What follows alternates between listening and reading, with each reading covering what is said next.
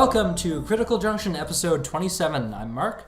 I'm Luke. I'm Jill. And joining us today we have Bree, who's going to help us talk about some fun stuff. Hi Bree, thanks for being here. No problem. So today we're talking about health food myths in general and dietary supplements in particular, which the FDA describes as a product intended for ingestion that contains a dietary ingredient intended to add further nutritional value or supplement to the diet. So a dietary ingredient may be one or any combination of the following substances, and they go on to list a couple of things, including vitamins, minerals, amino acids, and so forth.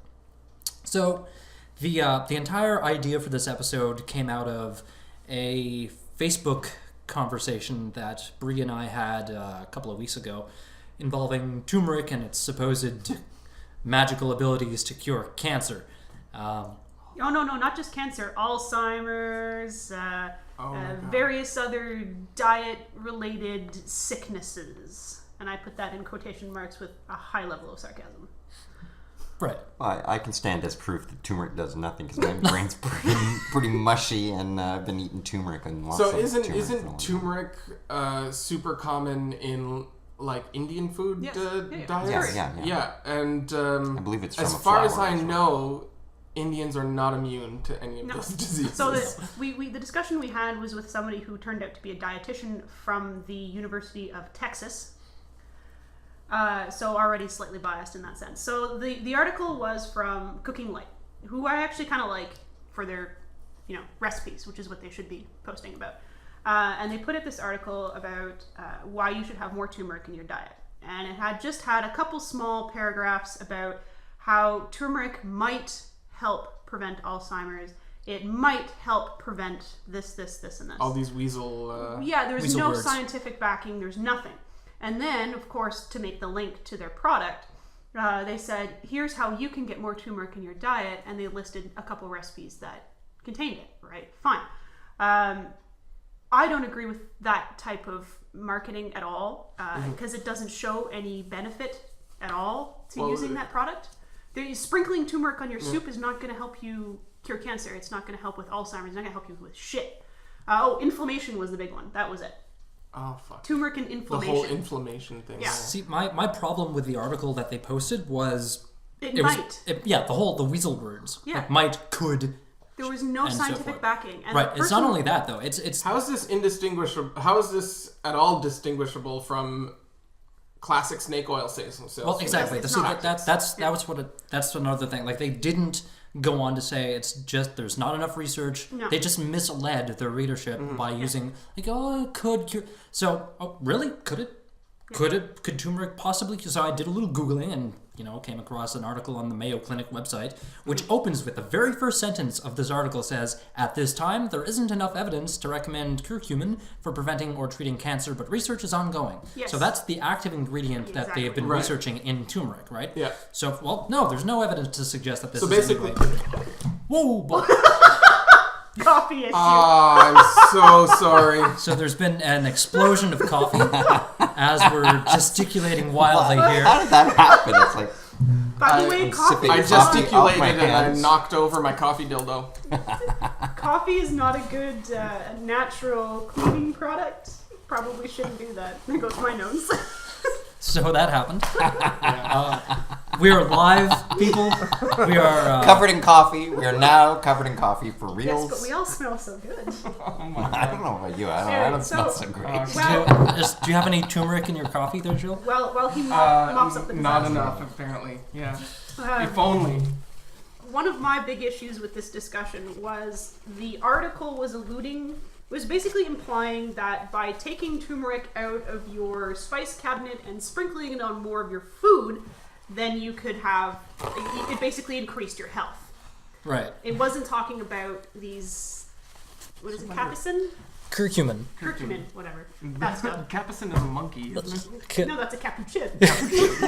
Capsaicin is the molecule that right, gives right. spices Yeah, heat. I think you just have cappuccino on your mind since you're still mopping coffee. One of my girlfriends used to work for holistic doctors who she didn't necessarily believe, and they diagnosed her with having too many heavy metals in her body. Oh, And shit. they gave her a Heavy metal pill. poisoning? They gave her some sort of a pill to take.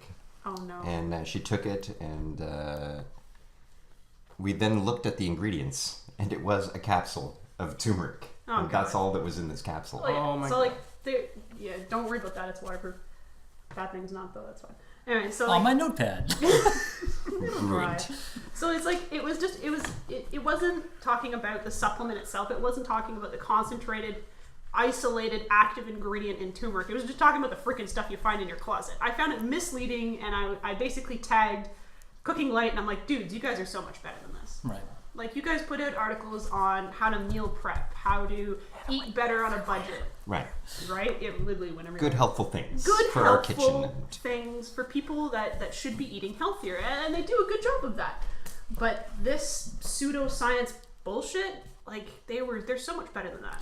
But this Texan dietitian kept coming at us and basically saying, well, no, there is identifiable proof that it helps with inflammation, and it's best to empower the patient, which I have an issue with that statement, and all this other like non-verifiable facts about how turmeric and other health supplements can help you be healthy. Yeah, like this, the same article that I was quoting earlier goes on, with laboratory and animal research suggests that curcumin may prevent cancer, slow the spread of cancer, make chemotherapy more effective, and protect healthy cells from damage by radiation therapy. It's being studied for use in many types of cancer. So it's being studied right now. They're trying to figure out if it's worth it. The fact that it's being studied doesn't mean that at the moment there's enough evidence to suggest it's successful as a treatment.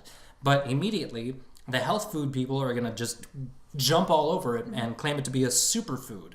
But again, they're not making the distinction between the isolated active ingredient that's been concentrated in a capsule format, which then essentially becomes a drug, Right. and the damn stuff that's in your spice cabinet. Mm-hmm.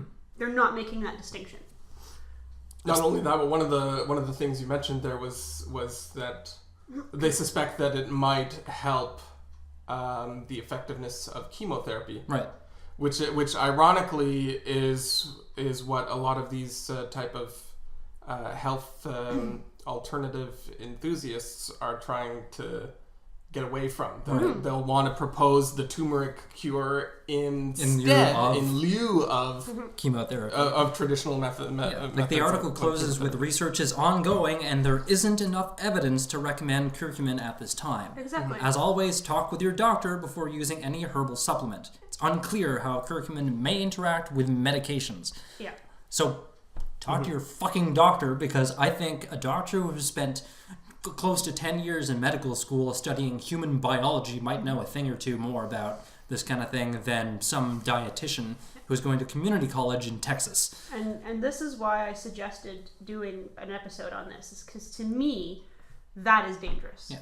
Not to denigrate community colleges in Texas, but I think MD would have more credibility. The danger lies in people thinking that they can self-medicate away from traditional Western medicine. And I've seen it. I have a family member who there's an insidiousness there because there's something to be said as well for empowering people to be able to take care of themselves. Yes. We have to have some kind of competence. Yeah. On a personal level, but at the same time, there's this whole kind of, I guess, a subtext of disparaging expertise. Altogether, expertise is like being connected with establishment, right? And there's this whole like anti-establishment movement, and anything that is kind of established and institutionalized now is suspect. Yeah. When Alternative ultimately is better. Yeah. Well, sure, but we've also seen doctors become entangled in the pharmaceutical companies. No, That's true. Oh, yeah. That that's is more true in the U.S. Yeah, more true in the U.S. Well, I mean, it also happens here. I mean, Not as much. Like, we have stricter regulations about that kind of thing. Yeah. The U.S. is just, like, you're right about that in the U.S. They're all over it. Pharmaceutical companies will essentially buy out doctors to sell or shill their products. But But And you don't see drugs advertised the same way in Canada as they are in the States. Like every commercial break, there's a drug commercial. Yeah, you don't see that. We get a lot of our commercials from U.S. broadcasting, which is why we get all those, the list of potential side effects. May cause severe anal bleeding and death. Yeah, I love those. And the death. I love the and death one. May cause. Do you remember death. the bouncing ball skit in SNL from the early '90s there, and basically. The skit has like a commercial for this toy ball for kids, but the commercial is about 2 seconds long. Like the actual advertising for the ball is about 2 seconds long, but then the disclaimers afterwards last like another 5 minutes. And you scroll it up, and it's all about like this kind of stuff, like anal bleeding and death. Let's while we're on the topic of quote unquote empowering patients or whatever, I just want to take a minute to talk about Dr. Oz and all his claims on... oh dear. He has his own show now, right? Yes, Dr. he's had his own show for quite a while. Yeah, but he testified... You cable cutting. He testified recently before a U.S. Senate committee because of his fucking bullshit. Yeah. Talking about miracle cures. And magic beans, that kind of thing. So he's trying, I would say, to empower people who are watching the show to... take control of their health and whatnot, but the fact that he's shilling bullshit is detrimental. People are gonna get sicker, not better. Are we getting the impression that he believes this stuff, or has he been bought out, kind of thing? Oh no, he's a perfect capitalist. I don't think he's like a. It's like Paltrow. There's no way Paltrow believes in half the shit she sells. Oh my god, what was the jade egg? The thing? jade egg in your hoo-ha? That ain't very good shit. What the fuck? Well, but I mean, these people could authentically believe it themselves. Sure, See, and, that's what I mean. Oh, I know people who I love and respect that believe this complete bullshit. Do you love them a little bit less now? Yes. No amount of I don't love them less.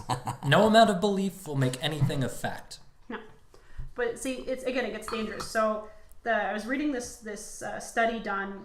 It's done on a third-party review of a whole bunch of information that's been gathered by the National Cancer Institute.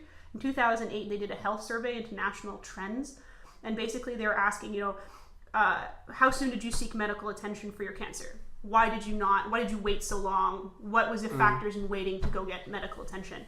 And it was done with 7,000 participants, 7,600 participants. Over a third of them avoided medical treatment due to their belief that the doctors didn't know, they would diagnose them wrong, that they treated them like they were stupid, like the doctors would prescribe medications that were worse than the disease, that like all this crazy stuff. They actually did not go and seek medical attention when they realized that they might have cancer because they had such a deep distrust in the medical. Yeah. A third of 7,000 people didn't go because they didn't believe their doctors were good enough. Right. That's not a good number. Mm-hmm. And like all this Dr. Oz shit, that's what perpetrates that. Yeah. Yeah, like the stuff that Dr. Oz in particular is shilling, there is zero evidence to suggest that it has any kind of medical benefit. No. In fact, there's an article published in Live Science entitled, appropriately enough, "Case Closed, Multivitamins Are a Waste of Money." So what it says, let me just scroll down to the appropriate bit. The new findings are in line with those of previously published studies that have found no benefits from dietary supplements, including B vitamins and antioxidants, and even suggested possible harms. Results of clinical trials involving tens of thousands of people have shown that beta-carotene, vitamin E, and possibly high doses of vitamin A supplements actually increase death rates. Yeah. So risks of cancer and liver problems and there is no same benefit. with vitamin D and vitamin. Exactly. There is absolutely no benefit to taking these supplements unless you're malnourished. Unless you're deficient in these vitamins. Yeah. But for some reason, people think same with vitamin C in particular, which is like the most common vitamin supplement. I think. Oh my god, I'm having a cold. Everybody I need to go get the vitamin C. Yeah, everybody's told to take vitamin C, and everybody has taken vitamin C pretty much, but it does nothing unless you've got a complete deficiency and you've got scurvy. Mm-hmm. then taking extra vitamin C is not going to do shit, and it's just going to get flushed out of your system. Well, that was another comment that was left on that thread, is that I think it was the same person who came back and said, well, if you go to your doctor... Oh, yeah. If you go to the doctor with a cold, you're going to come away with a prescription. I'm like, dude, the common cold does not have a cure. No, there's no prescription. But apparently she's at worst, he might recommend that if you have a problem with the symptoms, then just go get some cold. Crap. Yeah. Yeah. So some like Tylenol cold or whatever, which at least has antihistamine eases the symptoms rather than. That's it. It just eases the symptoms, but the doctor is not pretending that it's curing your cold. But again, I have family members that believe so strongly that the medication that the doctor prescribes is worse than the disease that they don't get treated for things like rheumatoid arthritis. Yeah. Something that you cannot deal with turmeric. But they refuse to go get medical attention because they believe that the doctors aren't the solution. Yeah. I mean, it's like what we talked about with the alternative medicine episode and vaccinations. Which was episode, Mark? Which episode was that? I don't fucking know. Oh, actually, with vaccinations, a whole separate episode. Actually. But it's we're seeing polio and yeah, we eradicated polio. Now we're seeing a resurgence in it because people, for some reason, are distrusting medical professionals. Like you said at the top of the episode, Jill, it's this whole anti-establishment kind of rhetoric that people are like. But why is that there? Why do people distrust that? Because, well, I think what's the psychology in behind that? Well, I think that gradually we've seen all sorts of reasons to distrust establishment and stuff like that. Is that just the media blowing the negative stuff out of proportion? Like, what do you mean by that? Well, I just mean that in our modern capitalist society, right, we've seen evidence of distrust, reasons to distrust leaders of knowledge, the people that are putting knowledge out there. So the example of people who ascend to powerful positions or get to controlling a lot of money. Yeah. Not all of them are innocent and. Like right down to from like the 60s when we did the Stanford prison experiments, we know that when you're in a position of power, you abuse the power. That is what we do, sort of thing. So, and the quote is absolute power corrupts absolutely. Right. So I want to push back from the idea that anyone with power is automatically suspect. Are you overpowering me right now? Probably. I can't trust you right there. Privilege, therefore. Yeah. You guts' words, you're overpowering me. You see, I'm totally corrupted. I was able to just completely destroy this place with my coffee, and I'm suffering zero consequences. Just like Trump and laughing, sitting back, drinking the rest of his coffee. That's right. Laughing at us covered in his coffee. But see, laughing derisively. You've lost coffee, though. That in itself is just terrible. That's a good point. Yeah. To go along with the anti-establishment thing, it also has to do with anti-intellectualism. Yeah, you're smart. You're. Yeah. Well, and this it is coming from a place of sincerity in the sense that we are at a time in society where we go, you know what, we're super smartses, but it has still done nothing. So it's more so to say that this is coming from a place of How has it done nothing? Yeah, Instead of living to 40, I can now live to 80. That's pretty cool. Yeah, but live to 80 is suffering longer in a sense. What do you mean? That's way too pessimistic. Wait, hold on. What do you mean by suffering? My family's pretty damn healthy. We just have a heart attack and die one night. What do you mean by suffering? Well, what all I'm trying to say here is that I believe that it may be coming from a sense of it's still not enough. That in a sense.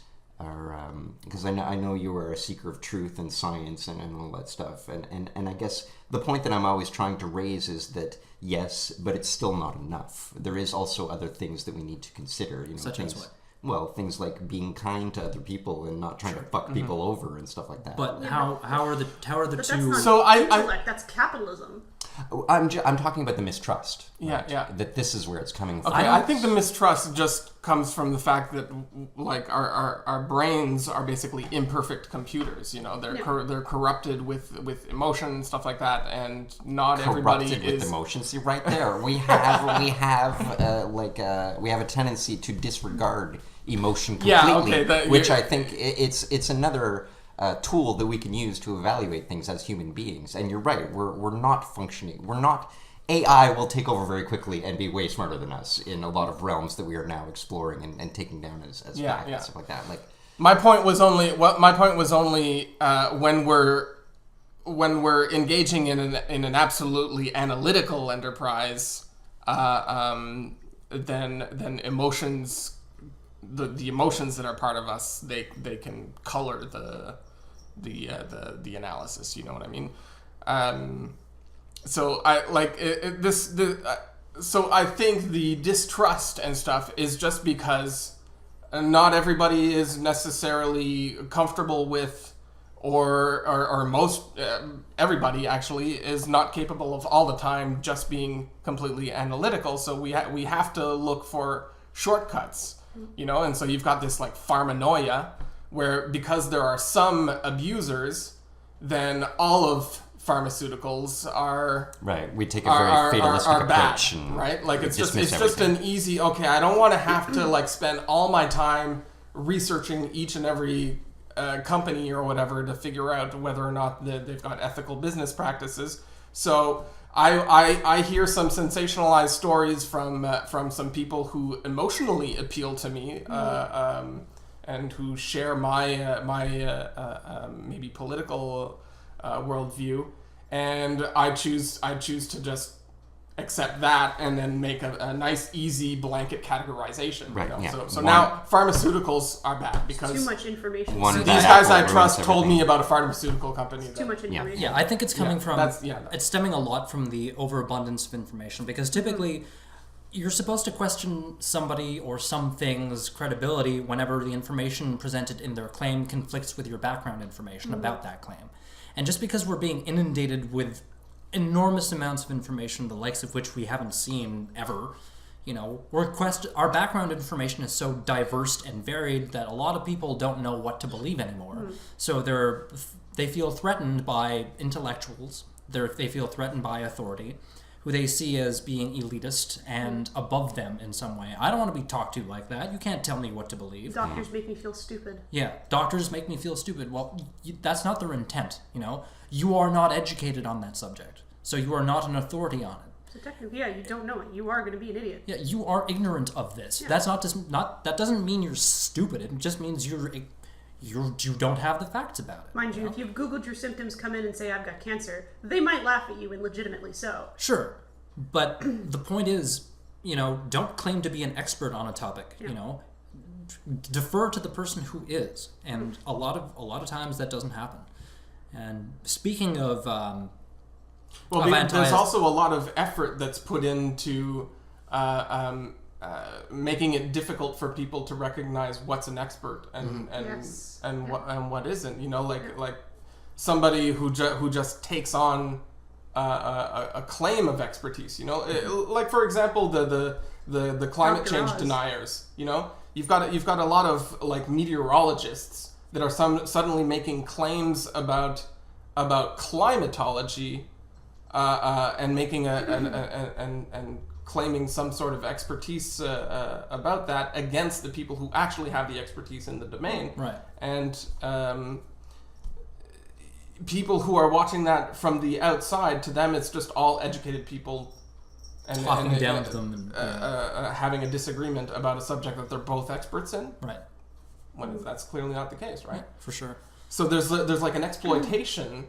So it's not all just about the individual's personal responsibility in figuring this shit out. Mm-hmm. There's also a deliberate exploitation by people with vested interests to kind of manipulate people, right? And overcome their actual innate discernment that they actually do have. Yeah, right? And that's another important point is questioning somebody who has a vested interest in that topic, and that's a key point in critical thinking, which. Hello, it's the kind of topic of our fucking podcast. Always question somebody who has a vested interest, because obviously they're going to try to sell you a product, or you know. The most perverse thing is how so like with the with climate change and stuff, and the fossil fuel industry talking about like greenhouse gases and putting out like these fake studies that are actually funded by vested interests, such as the fossil fuel industry. You get you get this this kind of funny thing where people are saying generally scientists in general have a vested interest, which can be proposed as a counterpoint to the vested interest of the fossil fuel industry putting out the fake study. It's one of those logical fallacies that's Anything really easy to capitalize on. Just because the whole, you can't generalize the whole to the specific, and vice versa, right? Yeah. It's the division, and I can't remember what the other side of it is, but it's one of those logical fallacies. It was like the mind over medicine crap we were reading this morning. Shit, yeah. But before we get into that, though, while we're on the topic of anti-establishmentarianism, Anti-disestablishmentarianism. Longest word in the English language. Alex Jones, one of our favorite people to poke fun at, this was mentioned in that John Oliver segment. Okay. Anyway, he started selling a bunch of nutritional supplements on his InfoWars site. Yeah. Just I love InfoWars. God. Like, what are we talking? Like nipple chips and... Sort of, yeah. But just to quote from this one article that appeared on Vice, some of the products are merely overpriced versions of supplements you could buy at nearly any natural food store or pharmacy in the country, wrapped in fear-mongering marketing. Of course. Yeah. On the InfoWars site, the pages for InfoWars Life products rarely provide scientific data or studies, often citing Jones's own stamp of approval as the only reason to purchase the product. Yeah. The other sources often cited are simply links to episodes of Jones's show, usually with his go-to science guy, the naturopath and chiropractor, Dr. Edward Group.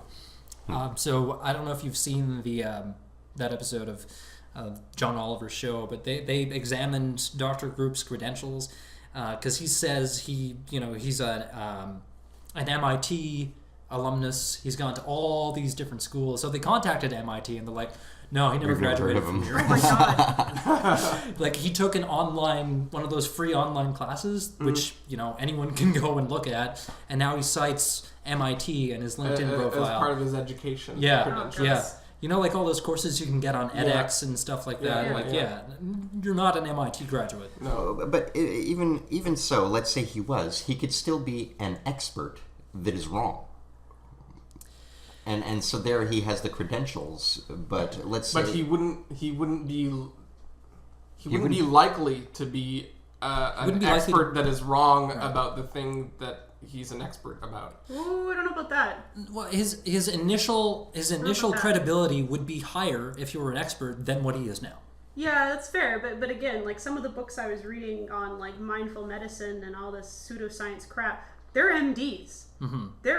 They were practicing fucking doctors. Wasn't our favorite Deepak Chopra an MD? Yeah, he was. Like, they're spouting non-scientific backed bullshit, and they're selling books on it. Yeah, but see, there are outliers. There always are. But the thing is, where they go wrong is that their expertise, their education didn't actually cover the stuff that they're actually now making claims about. They're using their credentials and expertise to bolster. Sell that. Exactly. Just like Deepak Chopra, who talks about like spiritualism and theoretical physics all the time. He has zero expertise in that with his big ass MD there. Have you ever seen the quantum link with supplements?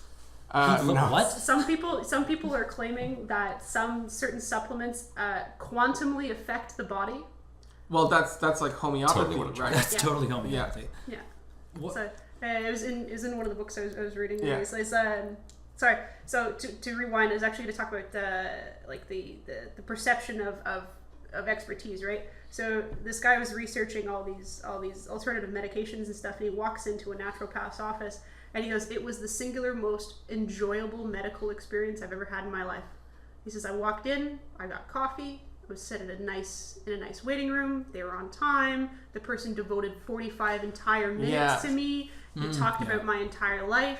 Like, it was actually enjoyable, whereas... That was on a Richard Dawkins special, I think, too. I'm not sure. Yeah. He's actually saying like it was hugely enjoyable. And the person in front of them looked like they knew what they were doing. Like, her MD certificate is up on the wall. She looks professional. Right, that's it. But again, they're appealing to the emotional part of people it makes to it ingratiate tangible, themselves, and then therefore it can be digested. And of course, that's compelling. That's more compelling to a lot of people than just statistical data that proves otherwise. Like you were saying, if just by virtue of being an MD doesn't make you an expert in, let's say, chiropractic. Yeah, exactly. Or it doesn't make you an expert in whatever. Chiropractic I don't know, doesn't really make you an expert in anything. I'm not sure. But you know what I mean, though? Joel's chiropractic bias is coming out now, I guess. You can call yourself if you have the credentials, you can call yourself a doctor, but that doesn't mean, just by virtue of you being a doctor, doesn't mean you're an expert in every single subject, right? You can spout off your expertise about heart surgery, but you can't speak to quantum physics or neuroscience. Yeah, they're very different specialties. Yeah, it's I find a lot of this alternative stuff, it preys on the very glaring issues that we have with our medical system. Like for example, pharmaceutical companies marketing directly to doctors. That is a problem. It happens. Stuff that gets approved, that shouldn't be approved, is sold and given to patients and they get sick. That happens. Doctors are bought by pharmaceutical companies and they push one specific medicine when they shouldn't. That happens.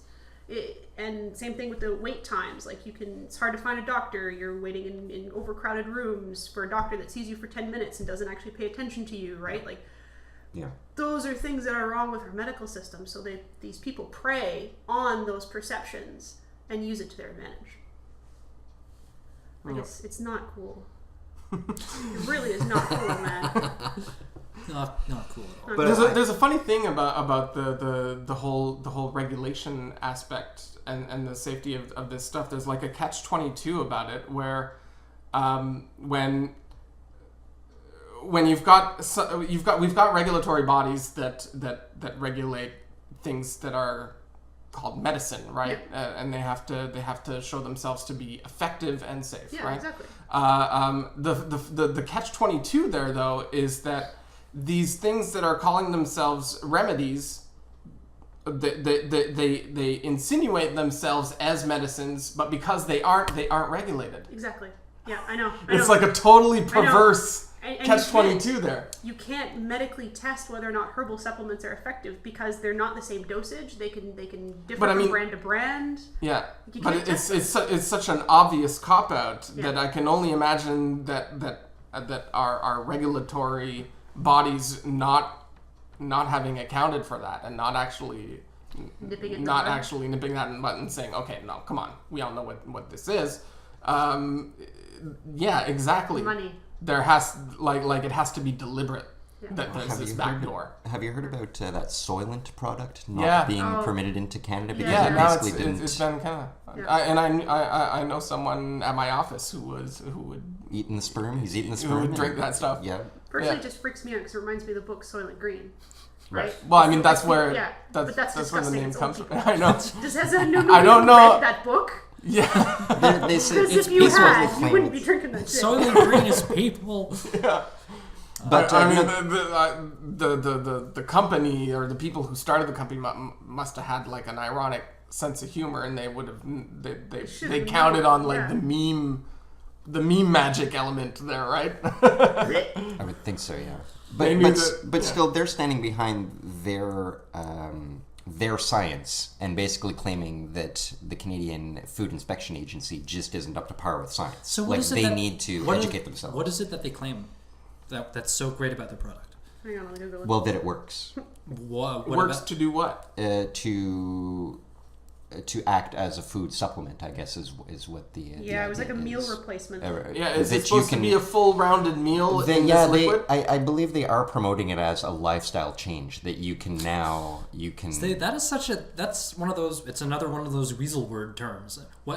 What's a lifestyle change? Like, why is this going to benefit me? How are you going to change my quote-unquote lifestyle? The way that they're advertising it is that you can eventually... It provides all you need for a healthy lifestyle in one bottle. Each bottle is 400 calories, and each serving of powder also is 400 calories. What do they mean by a healthy lifestyle? Well, that's just it. As in you will continue to be alive in a healthy manner. I can do that without the product. True. But what they're saying is that you can, I guess... get rid of food altogether and just survive off of their product by gradually... What's the benefit of doing that? Wouldn't you not having to eat, not having to cook food, I guess. Yeah, wouldn't your teeth kind of waste away and stuff? Yeah, I don't know. I think it's for those people that like go to the gym and then they don't have time in the morning to like cook an actual meal, so then they just grab a shake, right? It's that same Shakeology type mentality. Shakeology, I like that. Either way, what they're claiming... it's a legitimate thing. It's a legit company, Shakeology. What they're claiming is that their science is ahead of the Canadian board.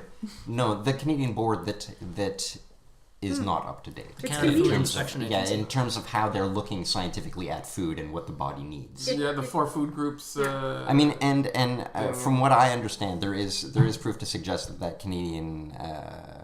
What is it? Canada Food Guide. Yeah, the Canada Food Guide is a bunch of bullshit. Yeah, parts of it is. Yeah, because there's industry interference. Yeah, there's interference. Like we do not need that much meat. Like I've spoken to a woman that was involved in the creation of it, and she was just a civil servant.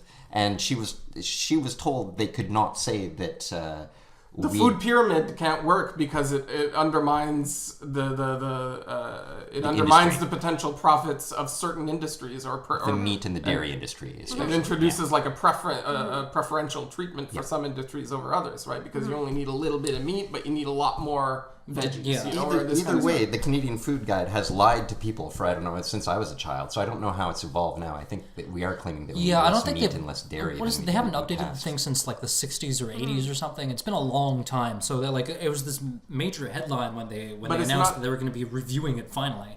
It's also not pushed like it was. Because they know it's BS. Well, yeah, because it's bullshit. It's like the active suggestions. Like there's a lot of research coming out now that shows exercise does shit for losing weight. You would have to exercise like a maniac to actually lose weight just through exercise alone. 90% of it is diet. It's how much food you put in your mouth. Isn't it 50-50? No. Not even close. It's just about burning more calories than you ingest. But exercise actually makes you hungrier. Your body is super efficient. It's simple arithmetic, isn't it? No. So the more you exercise, the more you're likely to binge eat, because the body goes starvation mode. Let's eat. Let's do this. Yeah. So unless you're actually having a healthy diet on top of that includes portion control and fat management and all that other stuff, you're going to binge eat and you're going to gain more weight. Which is why fad diets don't work. So, but one of the researchers I was reading the problem is if you over exercise and then also eat more, like that's you just not taking advantage of the extra burning of calories. Not necessarily. It's our perception of food. So let's say you say, I went to the gym for an hour today. I'm going to go get a Kit Kat bar. Do you know how much that Kit Kat bar is worth in terms of calories? You're just suddenly zeroing out the offset that you just did. But it's so easy to zero out the exercise that you do with the food that we have available. Yeah. That today it makes no difference. Yeah. Okay, there was someone at work I was talking to last month or something, and she was getting on this new exercise kick. Right, I'm gonna walk every morning for such and such amount of time so I can go home and eat a cake. No. That's not how that works. No, that's worse. Yeah, you're ruining all the effort that you put into it in the first place. And going back to the government thing, the best activity for you to do is not going for a bike ride. It's not walking up the stairs. The best type of activities for you to do in terms of healthiness is very, very intense interval weight style training. Yeah, haven't they concluded that a minute of super extreme exercise is so much better than a 30-minute walk? Yeah. Because your body is designed for those spurts of activity. And weight training is actually better for you than aerobics. It actually has more of a joint and muscle benefit than cardio. Did you just imply that our bodies are designed? You said designed there. Did you just... Our bodies have evolved. I'm sorry. Hold on, Ridley Scott's on the phone. So it's got some ideas. The government, I understand why the government put these in place, like that active lifestyle. They just want to get the more Canadians moving as possible, right? Just do fucking something. Get out and do something is basically what they're trying to say.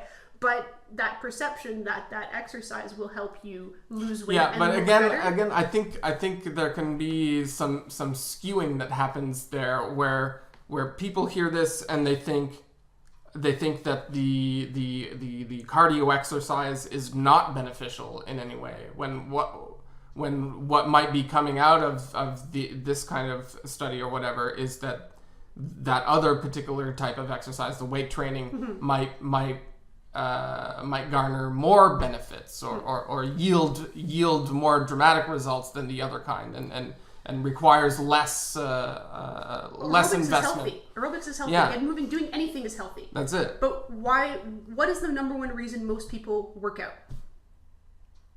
It's not to be healthy. It's to look good. Yeah, right. That is the 90%. Shallow reasons. Exactly. And I was reading another research where a bunch of women, I think it was like 2,000 women or something, were asked what they would do to gain their ideal body weight. There's like 37% of them would do invasive surgery.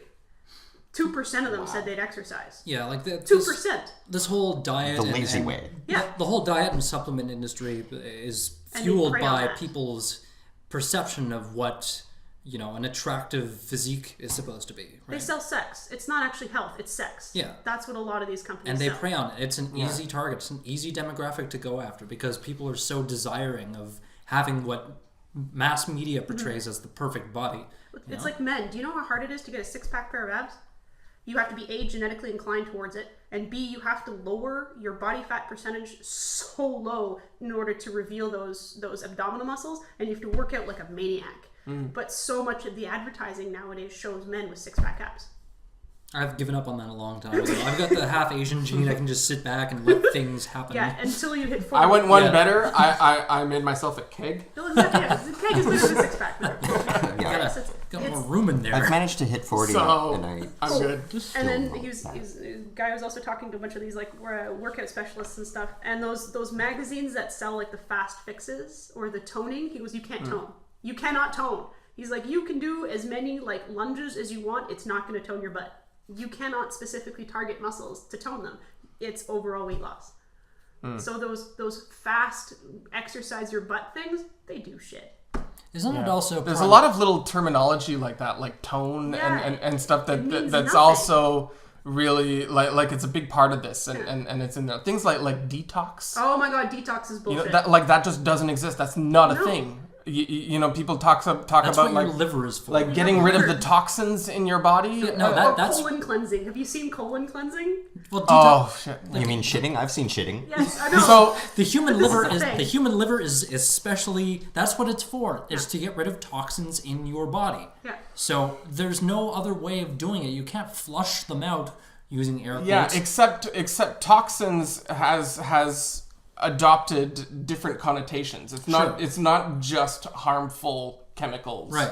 No, now it just generally means like bad stuff. Pharmaceuticals or bad stuff, Things and when people talk about like detoxing, like you've got these things like the foot pads or whatever, you stick them on your feet, and then when you wake up in the morning, the pad is like blackened and stuff like that. And people are saying that basically these pads, they suck out the toxins through the ball of your foot. No, it's just a chemical reaction. It's a chemical reaction that happens if you just put any wetness on the pad, actually. Right. One of my personal favorites, it doesn't have anything to do with detoxing, but it's the magnetic treatment stuff. Oh, yeah. It's absolutely bullshit. Oh, shit. Like the bracelets? The bracelets. But there's iron in your blood, so of course magnets work. Yeah, like that whole bullshit. Like it's the bracelets, it's the pads, whatever having to crystals, do with magnets. Don't forget crystals. We're not... No. But specifically magnets.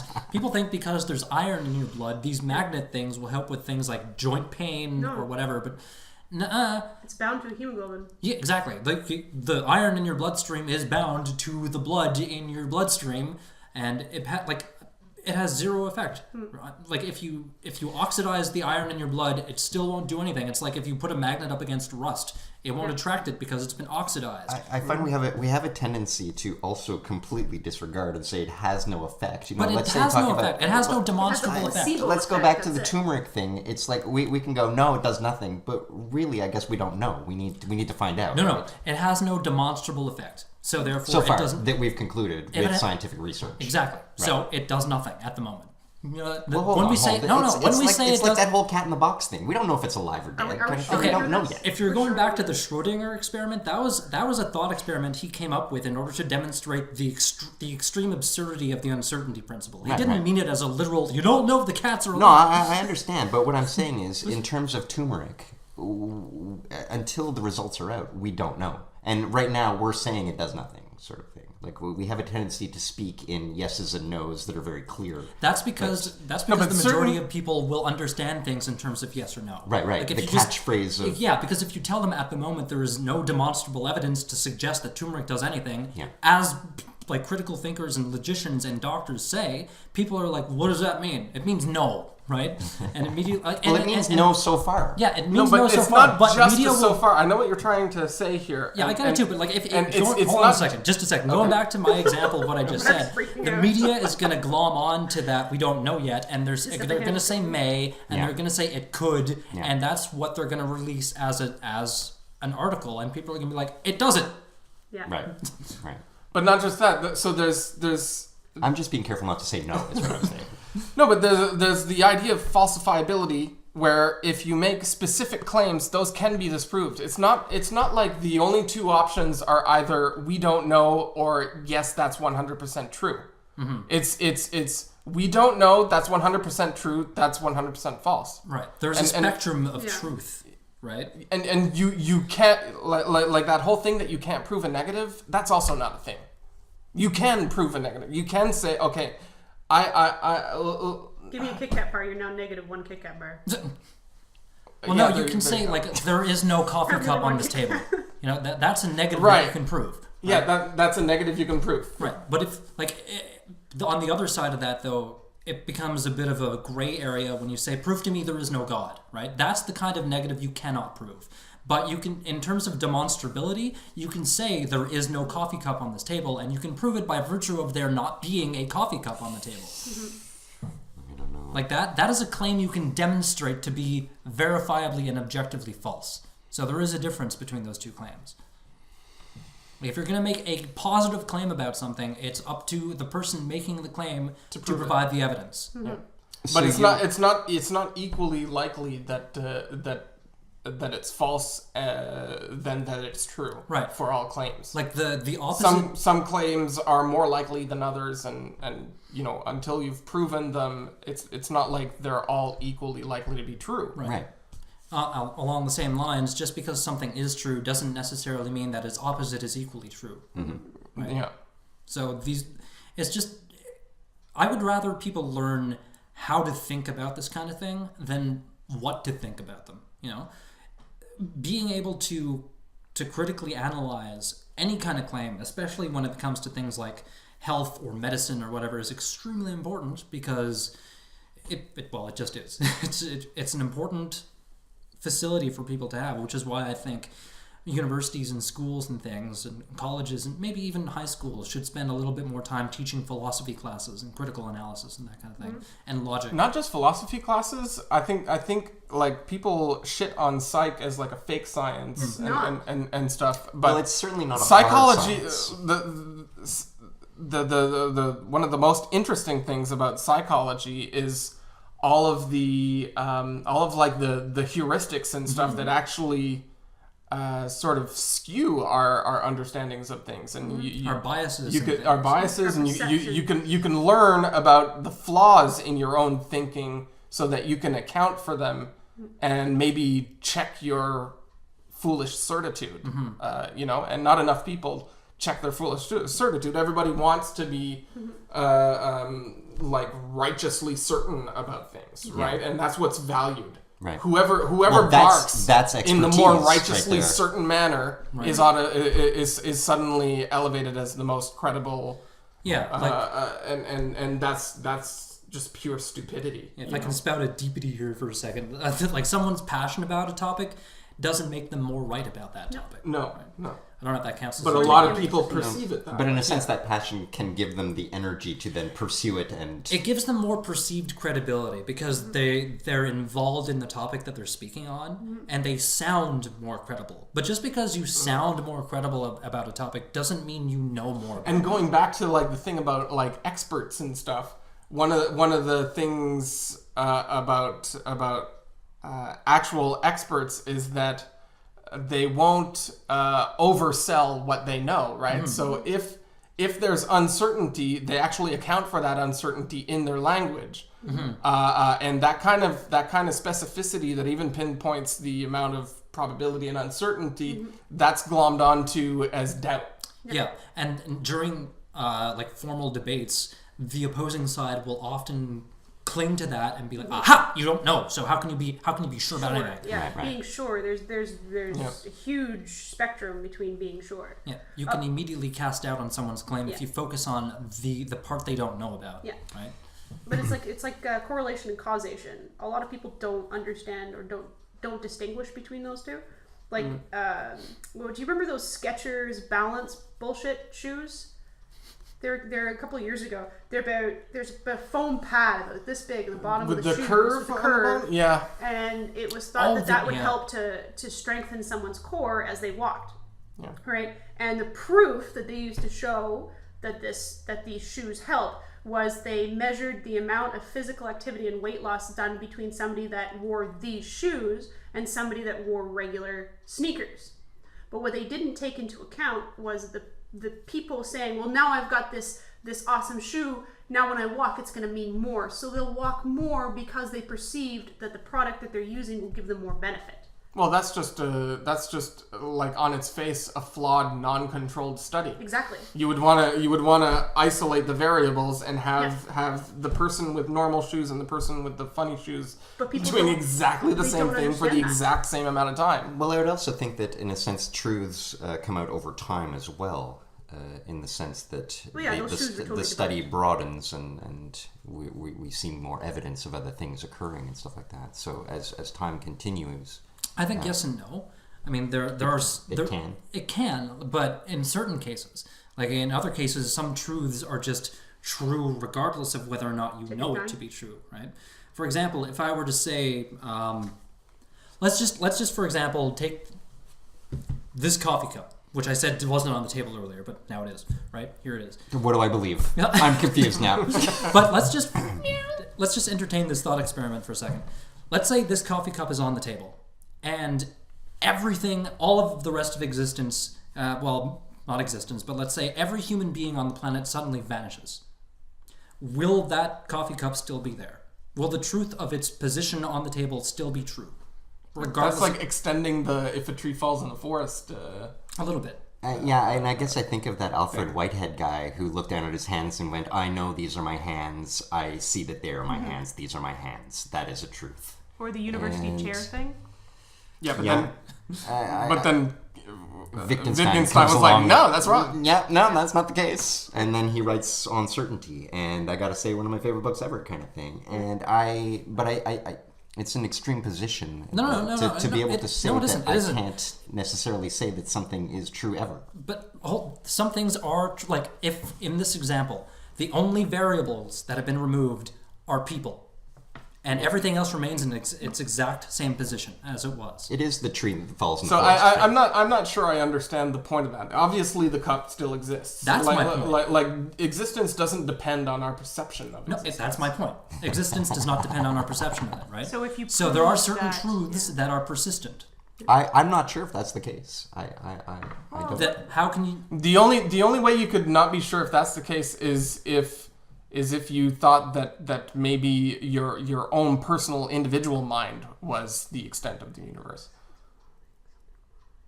You wouldn't because it is the extent of the universe. Right now we're going on the premise that we each have minds and we each have perceptions. Right. So we have a multiplicity of perceptions here. But for you to doubt that any perception. Or for you to doubt that perception is the only foundation of existence or whatever, and without perception, existence isn't there. It would have to be like a completely. It's not to say it's there or isn't there. I'm just saying that the certainty can't be there. We're not certainty machines. Is my stance. But that's not what our. We are certain within our ability to perceive. Like, for example, we have a very limited perception of our universe. We're limited to what we can see and touch. But science is suggesting that there's a lot more that we can't see. It's like a three-dimensional object traveling through a two-dimensional universe, right? Mm-hmm. That kind of concept. Mm-hmm. But we can say that through scientific demonstration, this is a truth in what we can perceive. Right. In that sense, it becomes belief. No, it doesn't become belief because there are objects. We live in a reality. I have a hard time with fact. We live in general. We live in a universe in which there are physical objects. You're wearing a scarf. The presence. That's a fact. I don't know. No, you put it on. It's there. The presence it's of those. The hand thing. The presence of those objects within our physical universe will persist regardless of whether or not we're here to perceive them. Like if there's a star out there that that hovers in space, whether or not we can see it is irrelevant to its being there. Yeah. Anyway, I think we're squirreling slightly. Does anybody have any other additional... Yeah, you think you want to talk about body humors or something, right? Yes, I am. I'm sorry. Yeah, you brought something up about, what was it? Well, I mean, when I was looking up this the stuff that was, I guess, relevant to the subject here, I found out that a lot of these hucksters, or at least people who are pushing natural remedies and stuff like that, are actually appealing to this ancient idea of humorism, which is the concept that in the human body there are like these 4 essential fluids that those fluids have to be uncorrupted and in a kind of no fluoride and in the in water. A kind of balance. Like you can't have an excess or deficiency of either of those fluids.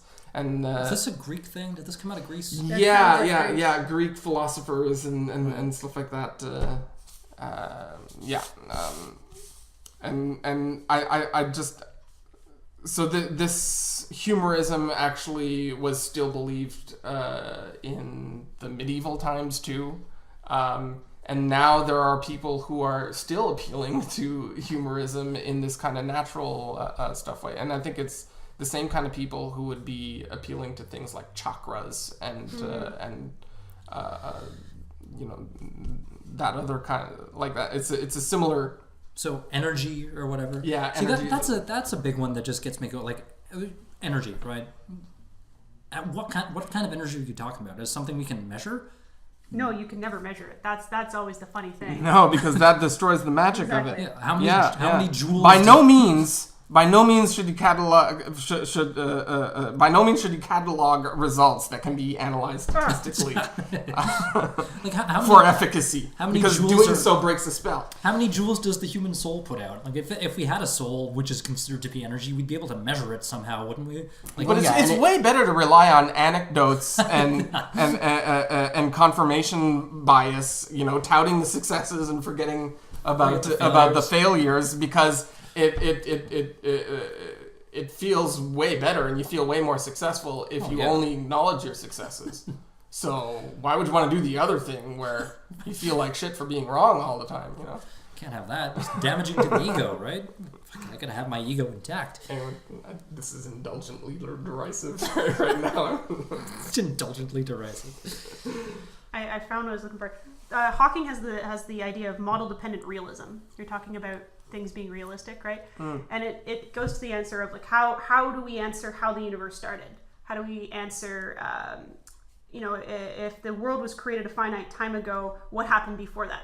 Right? We can think of these things, but in model-dependent realism, it basically acknowledges the fact that we can only perceive so much, and there's no point in us thinking or trying to think beyond what we can perceive. Right, so you're talking about whether or not we can think if something's a fact or if it's a truth.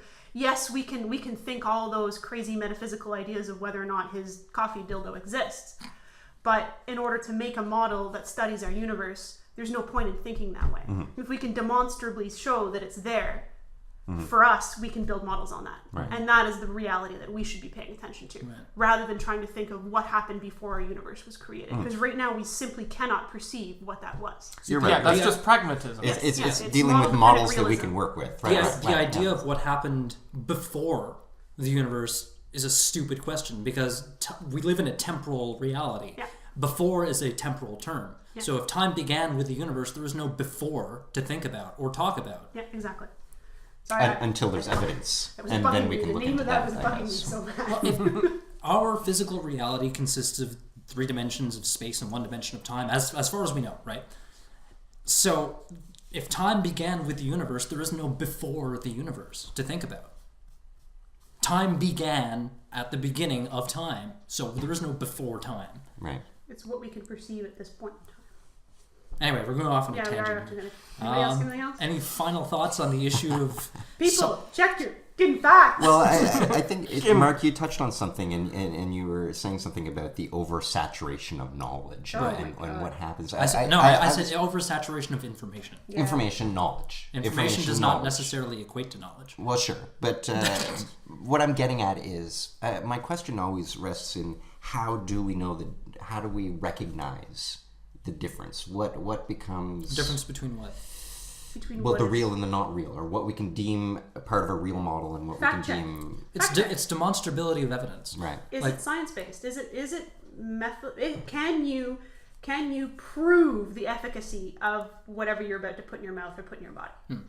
And yeah, in terms of and too often they forget about that second half of the equation. There, they figure as long as they can prove that it's safe, then they don't have to worry about that efficacy part. They can then sell it, kind of thing. And stories don't count. No. Well, this person said that they felt better on this. That's not proof. Yeah. Anecdotes do not equal truth necessarily. Put your emotions aside and think about it rationally. I guess what I'm getting at is that there is this oversaturation due to the fact that we basically need something to sell to survive. You know? I think that's a large part of the problem is like people selling information for one thing, but back to like your actual point that I think you're trying to make is thank you Mark. Like people are using that as a tool to sell a product, right? Is that what you mean? Or am I just putting words in your mouth? No, it's good. Even if you are putting words in my mouth, I like these words. Don't go on. They sound better coming out of your mouth than my mouth. But, sure. like that is a recognizable problem in our society, is like the overabundance of capitalism to reach a certain objective regardless of the damage we do along the way in order to sell that product. Even if that product is something that is claimed to be healthy, in the example of supplements or dietary, whatever that we're talking about, it's a lot of ego stroking. It's a lot of doing that for the sake of making a buck. Yeah. I think that's arguably morally wrong in the long run, because I'm just going to tangent off at this point, but if we accept morality as that which contributes to the well-being of the individual or the collective, then there are things that are demonstrably moral and those that are demonstrably not. And making money to the detriment of the well-being of another person or a society can be argued to be demonstrably immoral. Yeah. Or wrong. Yeah, wrong in that example, yeah. Fact check people. Yeah, so I think just to close off my little final thoughts about dietary supplements, it just like everything else that we usually talk about, it comes down to the evidence. It comes back to, is this thing demonstrably good for you? And in this case, there have been numerous studies using tens of thousands of test subjects, for a lack of a better term, that suggest and confirm that supplements are bad for you unless you are deficient out the gate. Can be bad for you. Are bad for you. Some of them can cause some pretty bad toxicity levels and stuff. Yeah. Right, but those are mentioned though. Like, let's say I'm looking at a vitamin book. It will tell you what the overdose will result in. Like, if you take too much vitamin A, it can do this. How many people look at and that? If you don't have enough vitamin A, then... Like, I think one of the things that makes this like okay for the mainstream, even the dietary supplements and natural remedies and things like that, is that people think that if it's not even if it's not all as effective as it claims to be, then at least it's benign. But you're still spending money on it. But you're still spending money on it, and actually, since these things are lying outside of the regulatory part of it, since they're not being subject to any type of accountability, well, they can actually be unsafe, and so you get like these people getting prostate cancer and stuff from getting too much from taking too much vitamin E supplements, and people eating fucking rancid fish oils and stuff. I think it's calcium that binds to medication, eh? So like if you're taking a multivitamin with a large amount of calcium in it and you don't tell your doctor that you're taking this multivitamin, I think it's calcium, but one of them can actually bind to pharmaceutical medication and reduces the efficacy of the pill that you're taking. Yeah. So even if you think it's benign and you don't tell your doctor that you're actually taking these calcium-heavy multivitamins, it can kill you. It can kill you, or it just negates the efficacy of the medication that you're currently taking for whatever ailment you have. Yeah. I remember talking to a scientist, and he was talking about having done research on, I believe it was ibuprofen and meat in combination with the fake sugars like aspartame. And he said it was disaster, like it will kill you kind of thing. It will put your liver into shock or your kidneys. I can't remember what it was. Great, I can't remember. But I think there were like for aspartame in particular, there were studies before it even went to broad market that showed that it could be dangerous. Yeah, it could be dangerous, but they never talked about it was in combination. I think Donald Rumsfeld actually was like one of the big guys in the company that brought aspartame to market, who lobbied to make sure that went to market and lobbied for it not to be regulated and not to be sort of ruled out by the FDA or whatever. Oh, the FDA. Yeah. Well, it's.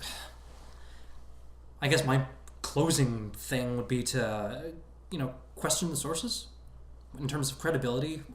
If somebody has a vested interest out the gate, their credibility should immediately be questioned. But everyone basically has an invested interest in staying alive, and so everything becomes a question of survival in a capitalist society. So everyone has invested interest in some sort of way, and but when it comes to when it comes to supplements or something, if someone is telling you, these are good, take this, and all the studies suggest that no, they don't. Right. That person's credibility needs to be questioned. Yeah. It's not like we can't discern between an earnest vested interest in survival and health versus a venal interest in increasing profits at the expense of people's health. Right. And that goes on in traditional or regardless of people's health. That goes on in traditional medicine as well, like pharmaceutical, like Lipitor and all these other big terms. And you should question it, but that's where seeking a second opinion with another doctor comes in. It's not, well, I don't believe your medication does anything, so I'm going to go on turmeric pills. I'm a little questionable about your where your money is coming from and why you're suggesting this specific drug, because I did a little research and I've noticed that there's a lot of health effects that this thing causes. So you're telling me that I should be on this specific drug. I'm going to seek a second opinion.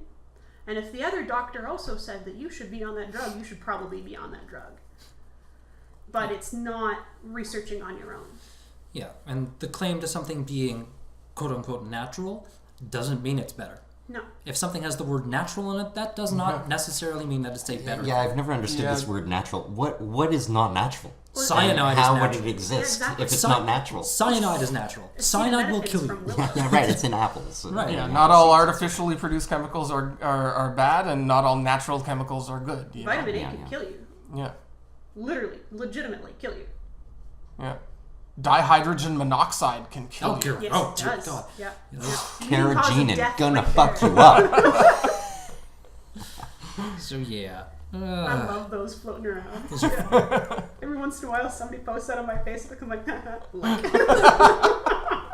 I mean, all in all, I think with this show in its entirety, we're always going be skeptical kind of thing, right? And it's difficult to say exactly where do we stop that and go, okay, this, and so Mark, you say science, like evidence.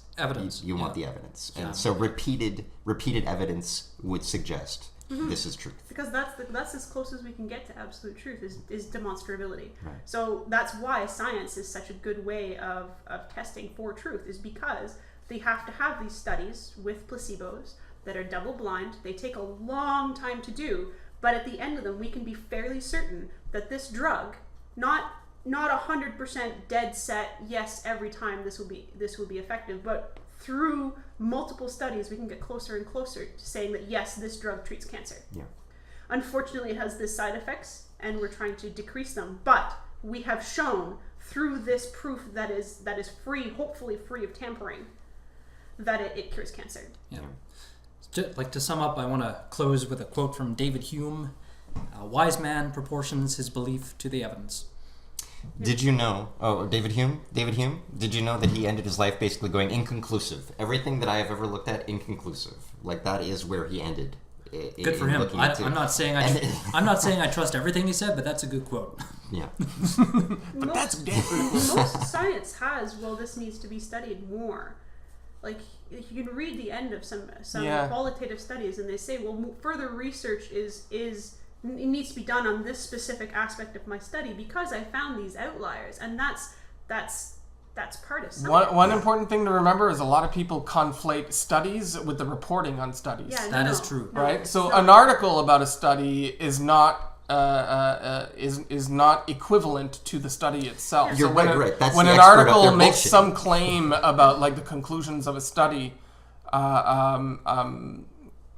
that's not necessarily what is actually in the study, or what the conclusions that were made in the study were. According to the New York Post, my caffeine addiction means I should live forever. Yeah. And when you read an article about a study, it doesn't mean you read a study. Right. It means you read the article about it. Yeah. Alrighty. I think that would be a good enough place to leave off then. Yeah. Final words? I think I've said enough. Final words for my part. So when I was searching through stuff about natural remedies and dietary supplements, it was really hard to come across skeptical stuff. There's a lot of people who want to believe this stuff, and there's a lot of financial interests in pushing this stuff. So like 99% of the shit you're going to find if you YouTube this stuff is all pro shit. But I did find a couple of good stuff that utterly destroys the credibility of this entire enterprise. There's this woman, her name is Dr. Harriet Hall. She calls herself the Skep Doc. Nice. She has some great nitty-gritty, like she gets right down to the nitty-gritty videos where she explains a lot of the claims and why and how these claims are actually completely false. And another thing I came across was actually a really good documentary episode of The Fifth Estate on dietary supplements that was just amazing. That's my final. Anything to close off on there? No. Reality does not exist. Go home and hide in the corner. No, I'm not saying it doesn't exist. I guess I am coming from a Stanley Kubrick way of looking at life, in the sense of you keep on filming until eventually you're not saying no to it, and then what you're not saying no to is what ends up being perceived as the truth, kind of thing. So continue saying no to everything that you possibly can until eventually the yeses are self-evident. You balance out our hyper-rationalism. This is why you're on the show. We'll do an entire episode on reality and stuff like that at some point. That'll be really I'll good have nothing to say. Brie, you get the last word. My closing remarks in terms of anything for alternative medication or health supplements is watch for red flags.